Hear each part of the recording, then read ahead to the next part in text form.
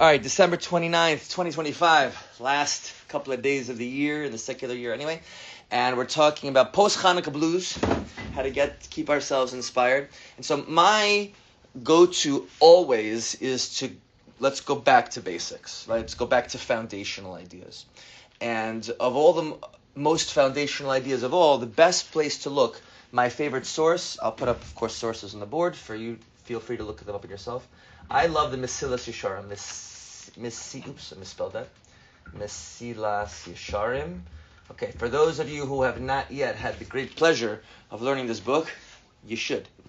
Find yourself some videos, find yourself a teacher, just read it on your own. Just recognize reading on your own, you'll get a lot out of it, but it'll only be just barely scratching the surface. It's right here. Mm-hmm. So Meslias Yesharim, a Mesilah is a path, and Yesharim means straightforward. So the proper translation would be the path of the straightforward, or perhaps the straightforward path.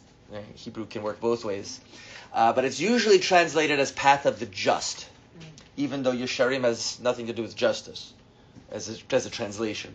But if you ever see it on the bookshelf or classes about it, that's the most common way it's translated. So Meslias Yesharim, I want to focus on one specific aspect of it. He starts off right in the beginning. I'm going to give you, we'll see how far we get. A couple of ideas I want to share with you. In the introduction, he says something quite remarkable. Right? In the introduction, he says, I've read the entire book a couple of times. So I'll tell you right now that what I'm about to share with you that he says in the introduction actually makes no sense if you read the whole book. Right? But he's not joking around. He's a very serious guy. Maybe if I had a lot of extra time, I would give you an introduction to the rabbi himself. He's fascinating, Rabbi Luzzatto. But for now, we'll focus just on his words. But trust me for now that he was a remarkable rabbi. For me, top 3 of all time rabbis is Rabbi Luzzatto for me. Rabbi Luzzatto, the Rambam, maybe Rabbi Akiva, depending if I want to go really far back, Rabbi Dessler if I want to go recent times. But Rabbi Luzzatto is my top 3. So he says in his introduction, he says, I'm not saying anything you don't already know. Right? We know everything that he's about to tell us. Right? It's obvious. It's not difficult, deep ideas, according to him. However, because they're so well known, we don't pay sufficient attention to them. We take them for granted. This is right? We know everything, but we take it for granted. We take it all for granted. One of the things that I've noticed, and I find this for myself, have you guys ever heard of something, I've mentioned this in the past, so you may remember from me, have you ever heard of something called the curse of knowledge? Okay, if you did get it from me, then obviously I didn't say it very clearly. Okay, fine. A quick review. The curse of knowledge is one of the most amazing ideas I've ever heard, and it keeps hitting me. I keep seeing it in my life and life of others. I'm going to define it very, very simply. The curse of knowledge is that it is very challenging to put yourself in the mindset of not knowing something if you already know it. Right? Because we forget what it was like before we knew things. Hey, remember how you thought? Remember how you viewed the world? Remember how you interacted with reality before you knew X, Y, and Z? No, you don't. Maybe I remember when I used to do those stupid things. Yeah, but why'd you do those stupid things? Because you didn't know the smart things. And now talk to somebody, I wind up talking to students or my kids or myself, and it's like, oh, yeah, right. I need to go back to basics. That's why I'm doing it again. Let's remind ourselves. And for ourselves, it's a reminder. And for others, it's, let me not assume they know it yet. This is one of the big challenges in the yeshiva world. One of the things that I've noticed is that the parents assume that their boys and girls are getting these basics from their rabbis and their moras. And the rabbis and moras are assuming that, of course, the kids are getting it from their parents at home. Because you have to talk about these basic fundamental ideas. No, there's such a straightforward part of Judaism that it should be just normal and natural. But it's not. If you don't tell them and review and talk about it regularly, people won't know them. And even if they did hear them once or twice before, we're not focusing on them, paying attention to them. So we're going to try to not have this issue. We're going to return to this. Okay, chapter 1. Don't worry, there's a lot more in the introduction, right? But that's the main point I wanted to take out of it for one. Chapter 1, very, very first paragraph. Rabbi Luzzatto says the following. He says, the purpose of all of creation, the rabbis teach us, is lehit aneg al Hashem. To derive oneg. What does oneg mean? Like happiness? No. Enjoyment? Enjoyment is closer, but there's a little bit more. Oneg. Correct. Like that. But it's a little bit more than just enjoyment. Satisfaction? Yeah, it's more than that too. Those are both great words. I don't know the exact word. It's really closer to pleasure. Oh, pleasure. Right? Ta'anug, right, is pleasure. So lehit aneg is reflective. It's to derive. You are getting it. You're pulling out. You are drawing pleasure from al Hashem, from the existence of the Creator. Lehit aneg al Hashem, to draw pleasure from the existence of the Almighty. Vlehanot, and what's hana'ah? Benefit. Right? It also has a connotation of enjoyment or pleasure and satisfaction, but the most literal translation is, like when you look in halacha for things on kashrus and Shabbos, the idea of hana comes up a lot. Like you're not allowed to get any hana from a mixture of milk and meat. So if you cook milk and meat by accident, you can't eat it, but let me sell it to a non-Jew. No, you're not allowed. You're not allowed to gain any benefit from it at all. It's gone. It's wasted. You have to throw it in the garbage. You can't even use it to fertilize your crops. You're not allowed to get hana, benefit. So it's lehit aneg al Hashem, to draw or derive or grasp pleasure from the existence of God, or from the infinite. We'll have to discuss more exactly what he's saying. V'lehanos, and to get benefit, meziv shchinaso, which literally translated means, ziv means like radiance or shining, and shchina, what's shchina? No? Holy presence? It's usually translated as the holy presence. What does the word shachen mean in Hebrew? Neighbor. So the Shekhinah is God's living close to us. That's why the translation of the divine presence is not a bad translation at all. But it's coming from the Hebrew word for neighbor. It's God's neighborliness. He's with us. Mm-hmm. He's not far away in heaven leaving us alone. He's right here with us right now. That's called his Shekhinah, his presence. So we're trying to do two things, right? According to Ramchal, the purpose of all of life, the purpose of the entire reason, why does Torah exist? Why do mitzvahs exist? Why are we born at all? Why does anything exist? The purpose of all of life, right, are these two things. They come together. They're one package, which is to derive. I'm translating it as derive. You're pulling it out. You're drawing it forth, right? To derive pleasure from Hashem, lehit aneg al Hashem. It's to derive pleasure on God. Like, what does that mean? On something. If the Hebrew is an interesting language, it doesn't mean like from would be lehit aneg me Hashem. But it's hard to, how do you translate it to derive pleasure on God? Right? It's something to do with the fact of God's existence is somehow a source of pleasure.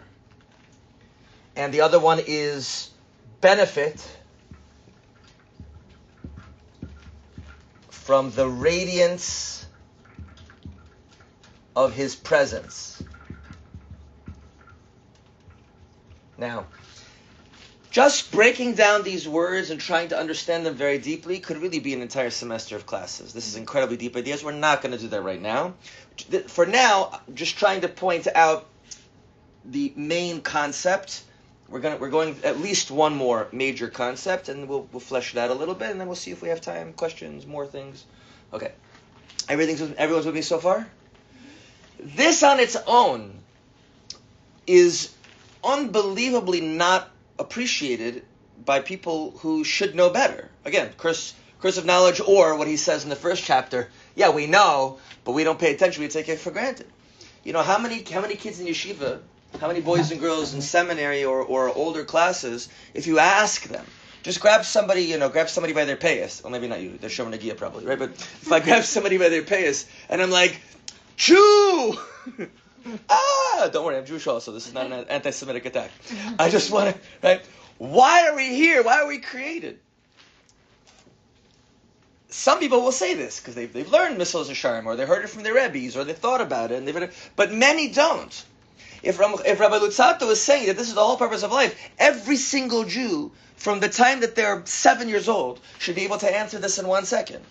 When I go home my kids are going to sleep already, but tomorrow I'm going to remind my kids, why did Hashem make us? Why are we here?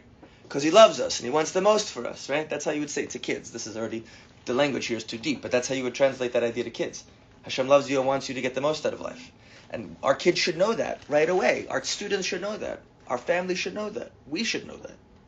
Okay. And then the next major concept I want to focus on is the idea of the relationship. Very, very important and super not well understood, even though it should be. It's so fundamental. Is the relationship between this world and the next world. It's a big idea. And it is one of the biggest differences, properly understood, between us and our cousin religions, the Christians and the Muslims, is how we focus on our relationship with this world and the next world. It's so easy to the ends justify the means. Since we're here, right, so how do you get pleasure from God? Obviously it means heaven. Olam haba, world to come, Gan Eden, spirituality after death. So if all of life, if we understand it like that, and by the way, there are plenty of rabbis who do talk about it in those terms. It's not like this is a completely alien thought to Judaism. It is part of Judaism. We just have to understand its context and more things about it. But if you take it for just that, it's very easy to say what happens in this world doesn't matter. The only thing that matters is what happens in the next world. Now, how do we know that that's not the main way of looking at it in Judaism? It is. I'm not pretending like there's no rabbis who have talked about it this way. There are. But it's definitely not the main primary way. How do we know that for a fact? What is the easiest proof that the focus on the next world, on heaven, Olam Haba, on Gan Eden, is not the primary purpose of where we should be focusing our attention from a Jewish perspective? What's the best and easiest to see proof for this?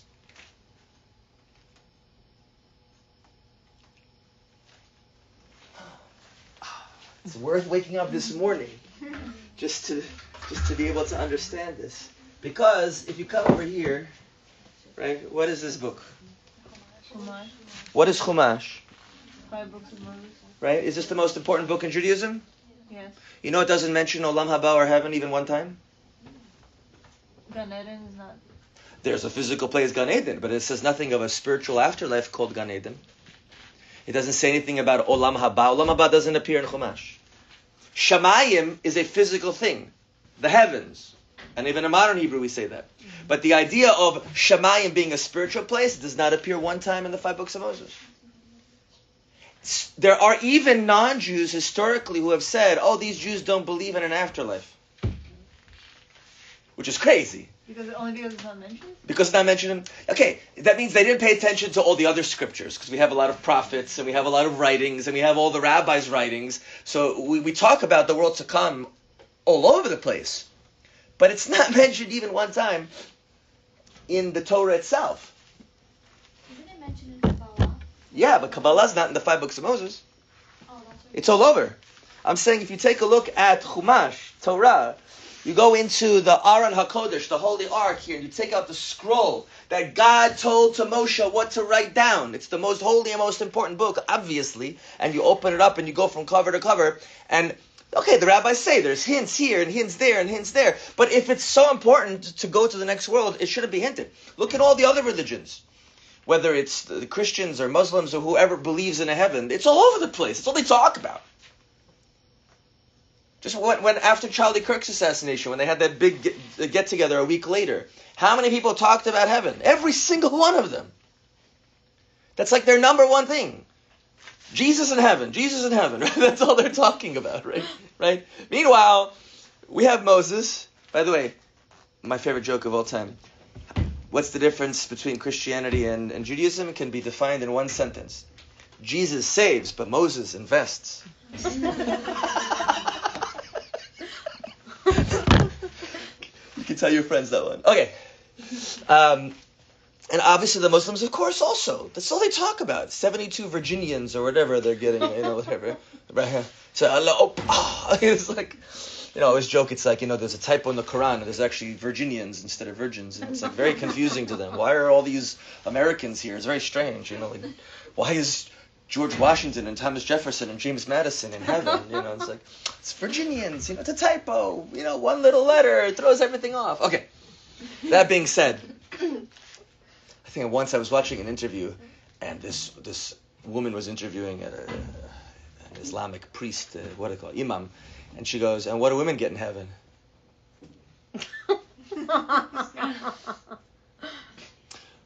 He couldn't answer because the answer is so not kosher that he couldn't say it in an interview, and he knows it's going to be taped. So that was like the end of the interview. Ask your Muslim friends. So what do I get? All right. Sorry, that was not the purpose of this class, to mock other religions. I have a separate class for that. We have to put each thing in its proper focus. Okay. No matter whoever is listening to this, it's a joke. Take a joke. God. Okay. All right. I always say, by the way, you guys, we didn't have a chance to see each other over Hanukkah. So I would say, how do you know God has a sense of humor? Definitely Hanukkah is the best way to know God has a sense of humor. Because the Maccabees fought and died to get rid of the Olympics. So, of course, when the Jews made our own version of the Olympics, they called it the Maccabee Games. That's how you know God has a sense of humor. He's up there in heaven like, check this out. Like, the only thing funnier is modern Israelis naming their kids Nimrod. Nimrod, who tried to kill all of their Jews, Abraham at least, the first Jew. It's like a kid today being named Adolf or something. It's just... It's the biblical equivalent. So you have to have an astonishing level of ignorance of our Torah to name your kid Nimrod if you're a Jew. It's very, very strange. All right. No offense to anyone who has an Israeli cousin named Nimrod or something. I'm not the kid's fault. Bo'i, Nimrod, Bo'i. Come here, Nimrod, come. Oh no, Bo'i would be for a girl. Bo. Yeah, that'd be very confusing. Bo'i, Nimrod, very confusing. What would you call a girl's name? Nimroda? Yeah, that's not now. They have that too, by the way, sometimes, like Yakova. What? Oh God. Yeah, they have that. Yitzchaka. Oh my God. Yeah, no, I mean, I think some Hasidim do that also. All right, listen, it makes sense. There's Daniela, right? So it's not like it's unheard of for that to happen. All right, sorry. Back to our topic. I distracted myself. So what is the proper relationship in Judaism between this world and the next world? Of course, the next world's important. But let's try to understand. I'm going to give you a little bit of language, and then we're going to break it. And Meslias Yesharim himself breaks it down in an amazing way. Right, what do you call this world in Hebrew? Olam hazeh. Olam hazeh. Translate it literally. What's olam? World. That's fair. Ha? This. Well, the. Ha. Zeh. This. It's the world, the this. The world of this. Hazeh. This world. And what do we call the next world? Olam haba. Okay. What does haba mean? The world that is still coming. It's not here yet. This is one of the most important concepts to understand. There is no next world. There's no Hebrew for the next world. Olam haba doesn't mean the next world. How would you say next? Olam ha'acher, the other world. Olam ha'acharon, the later world. Olam hasham, the world that's over there. There's many ways I could imagine that you could have said the next world, but that's not the Hebrew. That's not what the Torah, the Talmud, right? Not the 5 books of Moses, but the scriptures and places that anything that discusses the idea of Olam haba means it's not here yet. It doesn't actually exist yet. Olam haba is still under construction. That's why Rabbi Reuven Ibrahimov and I, we when we were doing a podcast for a very short time, we called it the Under Constructionist Manifesto, right? That we are under construction. The whole world is under construction. We're still building it. You may have heard the idea that every mitzvah is like a brick in the base of Mikdash, right? And every time Why do you need the brick for the Beis Hamikdash? Doesn't it already exist? No, we're still building it. We're still building the spiritual temple. It's not there yet. And this tells you really everything you need to know in a nutshell, and then we're going to break it down more precisely. This is the same place. There is no difference between Olam Hazeh, this world, and Olam Haba, the world that's coming. It's the same place. The difference is that Olam Hazeh will, when perfected, becomes Olam Haba. This world will transition directly into Olam Haba. It's not like this world disappears and we reappear in some other place. How do you know? Sorry? How do you know? We know it from the language itself. Oh. This world and the world that's coming. It's still being built. And then Rabbi Luzzatto brings in Meslias Yesharim, and this is what I wanted to focus on a little bit, kind of for the bulk of the time. We'll see. I spent a lot of time joking. Apologies. Is he brings 3 different analogies from the Tanakh, from our scriptures, on the relationship between Olam Hazeh and Olam Haba. Why do we need multiple analogies? Well, try to understand it better. You get multiple lessons. But my Rosh Hashiva, Rav Noach Weinberg, he's a genius. What he said is that each of these 3 analogies is actually a different level of maturity of understanding the relationship. There's a level 1 is the lowest level, and that's not bad. These are all great, right? There's no one's being insulted here, right? But there's a lowest level of maturity, the middle level, and the highest level. So let's go through the 3 analogies. The first analogy is that this world is like the anteroom before the palace. An anteroom is a thing. The word in English is prosdor. Sorry, in English. In Hebrew, it's called prosdor. What is an anteroom? An anteroom is like you're about to walk in the palace. You just came out from the field, especially back in the day before they had paved roads. Your shoes were covered in, we don't even want to say. So you come in, you have to clean your shoes, you change your clothes, you get cleaned up. Now you're going to go in the palace to see the king. You can't just walk in off the street. So there was a room to prepare. That was called the anteroom. So the first analogy is that Olam Hazeh is the world where we're preparing to meet the king, and Olam Haba is the palace that the king lives in. Right? And this lowest level is really the level that most people think about the relationship. That's how the Christians think about it, that's how the Muslims think about it, and that's how many Jews think about it when they haven't yet developed a more sophisticated level of understanding. Because is the anteroom in and of itself important or valuable?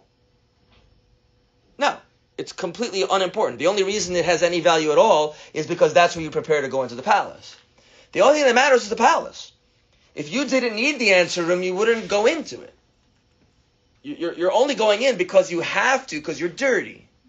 Or, shoes or whatever. Okay?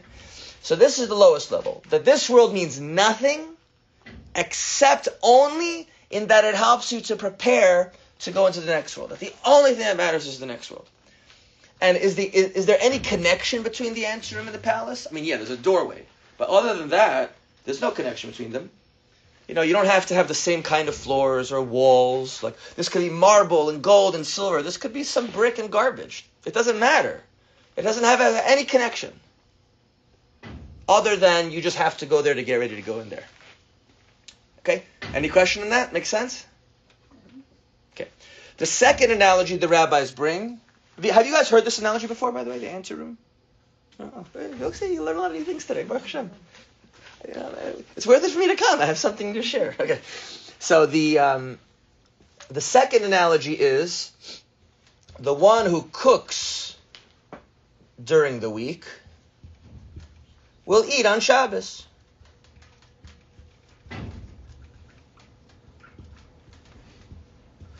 The one who cooks during the week obviously is a representation of Olam Hazeh, and Shabbos is a representation of Olam Haba, and that's all over the place. We even have in our Shabbos songs, Me'ein Olam Haba. You guys heard that song? Me'ein means like a taste of. The Shabbos is a taste of the world to come. The rabbis use that analogy all the time. So this world is like the days of the week where we cook. And if you cook during the week, you get to eat on Shabbos. If you don't cook during the week, you don't get to eat on Shabbos. Because you can't cook on Shabbos. Right? Now, at first glance, that seems very similar to the first one. What you do now prepares you for the world to come. But there's a very, very big difference. Because what you're eating on Shabbos is the food you cook during the week. There's a direct, right, this is now we're getting to this level. There's a direct connection between the life of this world and the life of the world to come. You are directly consuming, right, the mitzvahs you do. You know, the way that one of my rabbis put it is, some people think you do a mitzvah, you get like points. And then when you go to heaven, God goes, good for you, you got points. That's the first level. The second level says, you do a mitzvah, when you get to Olam Haba, the mitzvah is there. And now you're experiencing the pleasure of it. Right? The same mitzvah that you did is also here. It's just you're not able to fully experience the joy and pleasure and the connection that it gives you to Hashem in this world. You can only fully appreciate, you can get obviously some of it. The mitzvahs are not only for the world to come. This is one of the most important ideas, is that this world is valuable.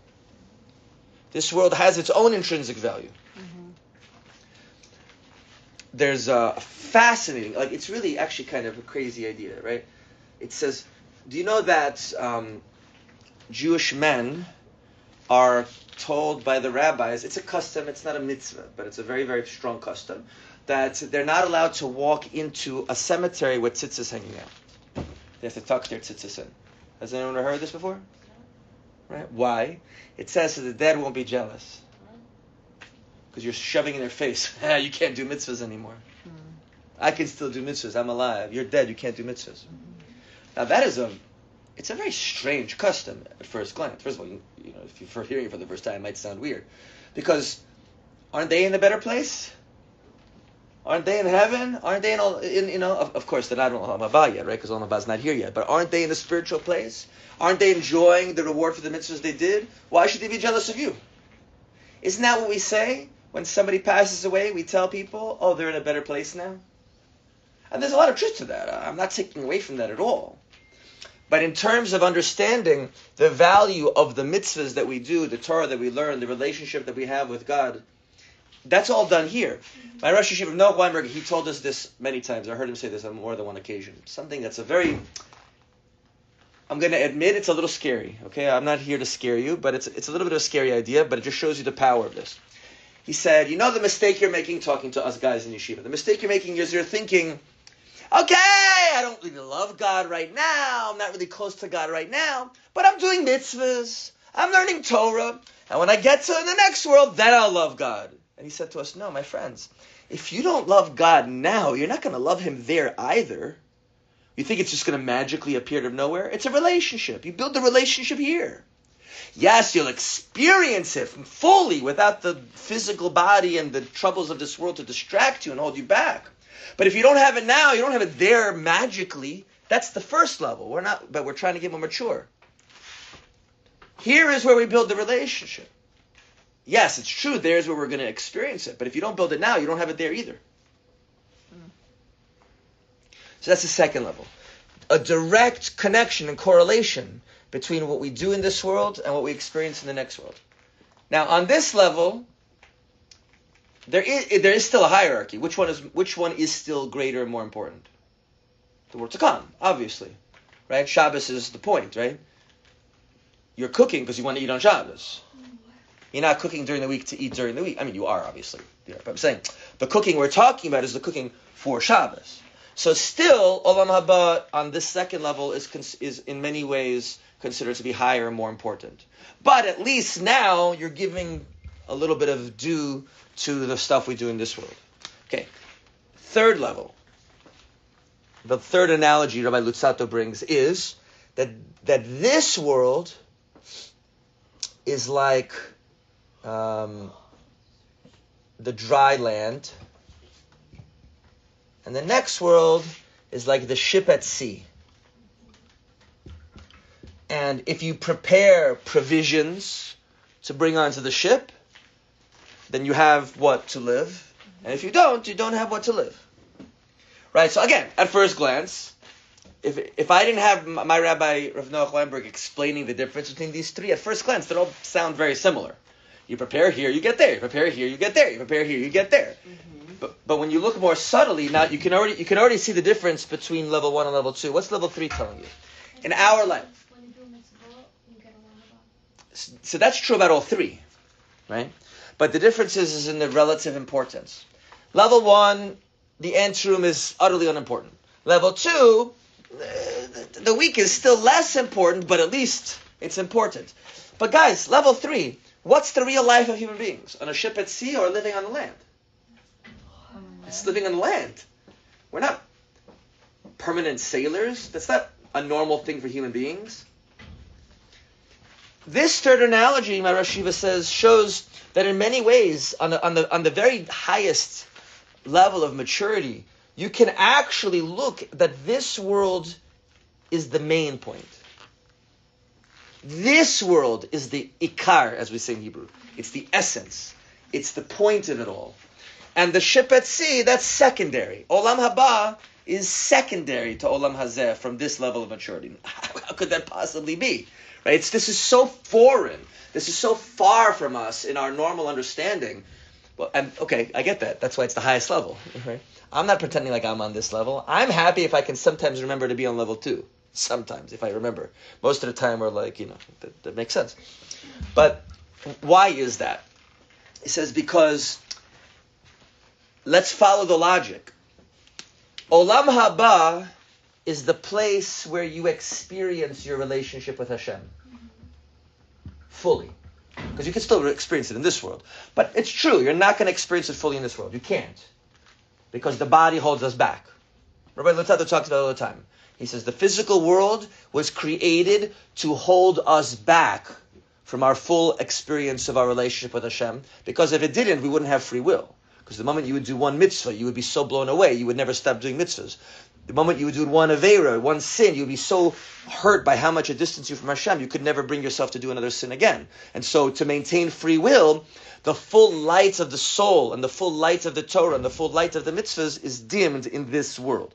That's just a necessary temporary thing. Right? So the next world, Olam Haba, see, even I said in the next world, the world that's coming, Olam Haba, is where you fully experience your relationship. However, in this world, that's where you actually build the relationship.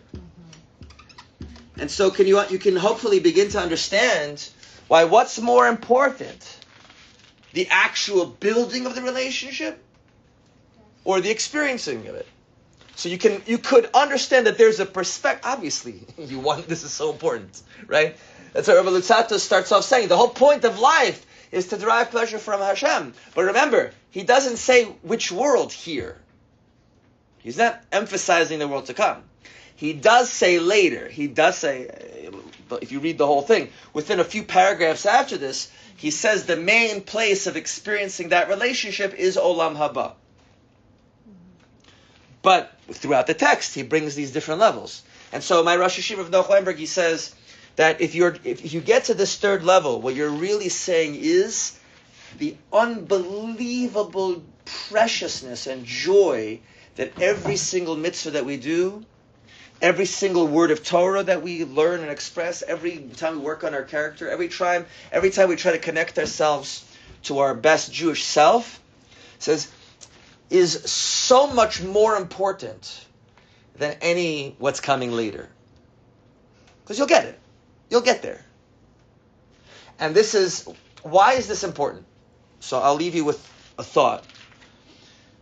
When you study motivation, whether it's personal motivation, workplace motivation, students' motivation, there's a really big thing. They've been talking about this for decades now. It's not like a new idea in the research, but they're talking about this idea of the difference between intrinsic and extrinsic motivation.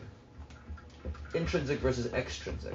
So extrinsic is, more money, stars on the board, your name on the top of the list. I'm giving you a reward. But that's really what these lower levels are kind of more focusing on. If you do the mitzvah, you get a reward. Yeah, the reward is incredibly high level. It's connection to Hashem. But it's still emphasizing the thing you'll get later for the work you're doing now. Intrinsic motivation comes from that what I'm doing right now is so meaningful to me that I love doing what I'm doing now. Even if you didn't pay me, I would do this. If I could get away, by the way, like teaching Torah, if I was independently wealthy, I would do this more. not less, right? I would be like, hey, does anybody want me to teach anywhere? Free. You don't have to pay me. I will come and I will teach. Yeshiva, seminaries, other rage type programs. I would do this more, right? Because I love learning Torah. I love teaching Torah. I love having these kind of incredible discussions. I love watching the looks in people's eyes as they go, whoa, this is really amazing stuff. And you feel like inspired and what's the word here? Chizuk, strengthened. It makes you want to live. I like, because what I'm doing is meaningful. Now it's meaningful. Right? I'm not saying I'm on this level, because I'm not pretending to be a tzaddik. But you can imagine a level where I would say, even if I wasn't going to be rewarded in Olam Haba, I would still want to do this. I think there's a part of me like that. I think there is a part of me. But there's also a part of me that wants to get paid. I'm not that pure. But it's okay. That's the highest level people, so I don't feel bad. I don't feel inferior. But you could imagine, the famous story. I'll leave you with this story. One of the most famous stories to tell in yeshiva is that there was one sukkah in Vilna, in Lithuania, where there were no esrogim. They couldn't find a good esrog. And there was one rich guy who was able to get a good esrog. And the students of the Vilna Gaon, the great Rabbi Eliyahu, the genius of Vilna, this is late 1700s, right? They go to him and they say, can you give, he's the greatest rabbi in the world, right? Can you give the rabbi the esrog to use on sukkahs? Can he borrow it for sukkahs? And the guy said, Rabbi wants my esrog? One condition. I'll get the reward in Olam Haba for his mitzvah. And they were like, we can't do that. So they go back to the rabbi, and he was right away like, yeah, go, what are you waiting for? And they were like, So they got it, and they asked him, it wasn't just like, fine, I'll do it. He was so happy. He was so excited. Why were you so excited? He goes, my whole life, I'm trying to serve Hashem just because I love him and for no reward. No thought of reward. And I finally have a chance to shake lulav and esrog for no other reason than I love Hashem, and I'm not even going to have in the back of my mind Olam Haba for this mitzvah because I gave it up to this rich guy. Great, I wish I could do that with all my mitzvahs. Right? That's this level. That's when a person really appreciates that their Jewish life now is so intrinsically meaningful, it's so purposeful, it's so pleasurable, that they could derive pleasure from Hashem and His presence, of course, in the next world. Obviously, I gotta say next world. That's just the normal English way to saying it, right? But we're talking about right now. Oh, okay. One last story. Sorry, so many cool stories. There was one of the great rabbis in the past generation. I think it was Rabbi Yaakov Kamenetsky, but forgive me, it might have been. These stories could probably say about 50 different rabbis. There was once one of the students, they were learning. You know the idea that if you're a wealthy person and you support financially a Torah student, you get a share of their Olam Haba from their Torah learning. You've heard this idea? Yes, exactly. Yisachar, Zvulun, two of the tribes. Yisachar was the learning Torah, and Zvulun was doing merchant stuff, and Zvulun would support Yisachar. So one of the students said, so Rebbe, why am I sitting in all day learning Torah, being a poor yeshiva student? Let me go earn a lot of money. I'll support 10 people learning Torah, right? I'll get more Olam Haba than if I was sitting here and learning. And the rabbi said something mind-boggling. If you think about it in these terms, you'll understand, right? He said, of course you'll have more Olam Haba, but you'll lose Olam Hazeh. He says, we don't learn Torah on the highest level for Olam Haba alone. We learn it Olam Hazeh, so that we should have pleasure and meaning now. This is the place of pleasure, of connection to Hashem through meaning and purpose. There's no meaning and purpose in Olam Haba anymore because there's nothing to do. Don't worry, you're not going to be bored. You're going to have all of your life's worth of Torah mitzvahs, and you'll come closer and closer to Hashem for all of eternity. But now's the place where we're building it. That's intrinsically meaningful. All right, we'll leave it like that. Thank you very much.